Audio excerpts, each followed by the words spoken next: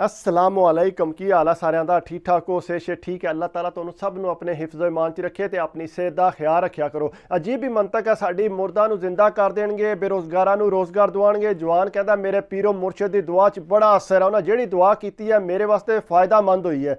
घर फोन करके आखदा एक बार जाओ मेरे पीरो मुर्शद को जाके उत्थे कॉल करो तो मैं उन्होंने दीदार करना है। घर दे कहंदे ने पुत्र 4-5 घंटे लगते ने, असीं किस तरह जाइए? वो कहंदा नहीं तुसीं जाओ ही जाओ। घर दे नाल जिद कीती, घर दे उत्थे गए। शामी उन्हें फोन किया, कहंदे पुत्र इत्थे रश ही बड़ा तो उन्होंने दीदार नहीं हो सकता। उन्हें आख्या जिन्नी देर तक दीदार नहीं जे कराना तुसीं वापस ना आविओ। वो जनाब 4 दिन उत्थे बैठे रहे। 4 दिनों बाद जिसले पीर साहब सामने आए उन्हें जनाब फोटो खींच के भेजी, नाले वीडियो तो उन्होंने तकाया।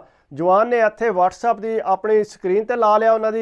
सारे बंदे आखन यार दहा हाँ अपने पीर साहब। जिसे पीर साहब देखे तो बिल्कुल यंग मुड़े तो सोहने उन्हें खत शत किए तो बड़े सोहने पे लगन। उन्हें आख्या माशाअल्लाह पीर साहब तो ये जवान ने। कहता जवान ने बहरहाल है बड़ी उन्होंने दुआ च असर है। उन्हें आख्या बड़ी गल है। तो कहता मुर्दा भी ये जिंदा कर देंगे। वो मुड़ा उत्थे नाल बैठिया कहता यार किहो जिहियां बेवकूफां दियां गल्लां करने, नाउज़ बिल्ला मुर्दा नूं कौन जिंदा कर सकदा? उन्हें आख्या जिंदा कर लेंदे ने। उन्हें आख्या तू मेरे नाल शर्त ला लै। उन्हें आख्या तू ला ला शर्त लानी है। तो उन्हें आख्या जी जान आवन दियां टिकटां भी तेरियां बणियां जो उन्हें मुर्दा नूं जिंदा कीता ते होर जिहड़ा खर्चा है वो भी तू करना है। उन्हें आख्या ठीक है मैनूं मंजूर है। सारे बंदे बैठे। उन्हें आख्या जी ठीक है साडियां टिकटां कराओ। वो टिकटां कराइयां, उन्हें गारंटी दी। जनाब दोए पाकिस्तान टुर गए। जिसले पाकिस्तान गए तो अपने पीरो मुर्शद कोल उन्होंने उत्थे लै गया। जाके बड़ी देर लैन च लगा रहा।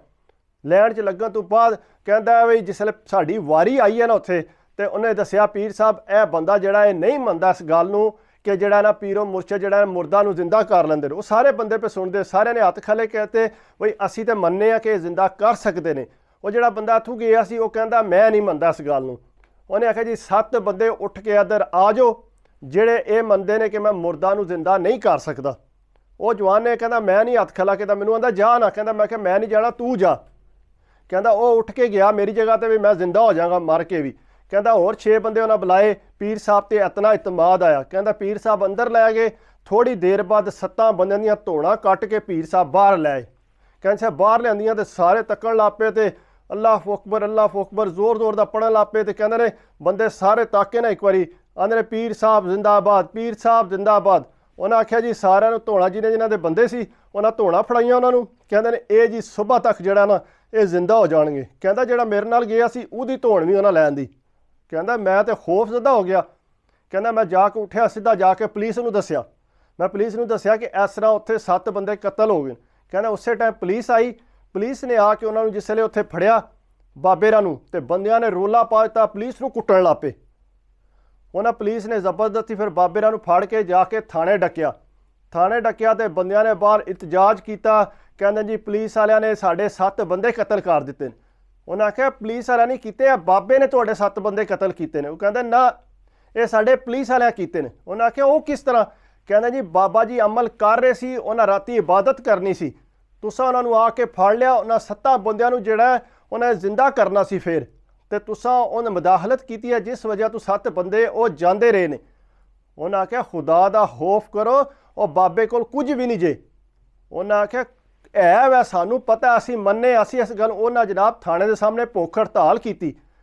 वो बंदे आए उन्हें रोड ब्लॉक किए। आके वजीर एक ने आख्या भी तुसी मान जो ये सब झूठ है। उन्हें आख्या नहीं। फिर आस्ता आस्ता बंदे तो घटते गए। 10-15 बंदे फिर भी उत्थे ही बैठे रहे। बहरहाल उन्होंने पुलिस ने लाठी चार्ज करके उन्हें सैडे किया।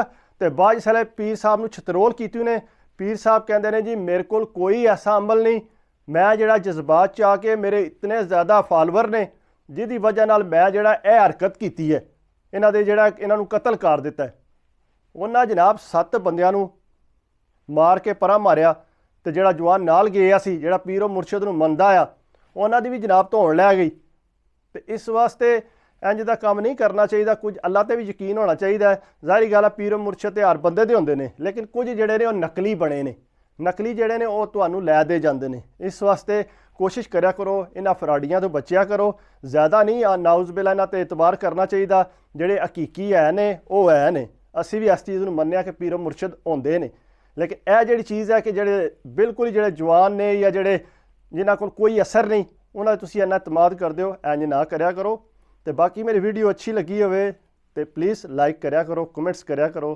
ਸਬਸਕ੍ਰਾਈਬ ਕਰਦੇ ਹੋ ਤੇ ਦਿਲ ਖੁਸ਼ ਹੁੰਦਾ। ਬੜੀ ਮਿਹਨਤ ਨਾਲ ਵੀਡੀਓ ਬਣਦੀ ਹੈ। ਦਿਲ ਇਹ ਹੁੰਦਾ ਕਿ ਮੇਰੇ ਭਰਾ ਜਿਹੜੇ ਨੇ ਮੇਰੀ ਵੀਡੀਓ ਨੂੰ ਲਾਈਕ ਕਰਨ, ਸਬਸਕ੍ਰਾਈਬ ਕਰਨ, ਤਾਂ ਕਿ ਅਸੀਂ ਮਜ਼ੀਦ ਹੌਸਲਾ ਵਧੇ, ਤਾਂ ਕਿ ਅਸੀਂ ਅੱਛੀ ਤੋਂ ਅੱਛੀ ਵੀਡੀਓ ਬਣਾਈਏ। ਦੁਆਵਾਂ 'ਚ ਯਾਦ ਰੱਖਿਆ ਕਰੋ। ਆਪਣੀ ਸਿਹਤ ਦਾ ਖਿਆਲ ਰੱਖਿਓ। ਅੱਲਾ ਹਾਫਿਜ਼।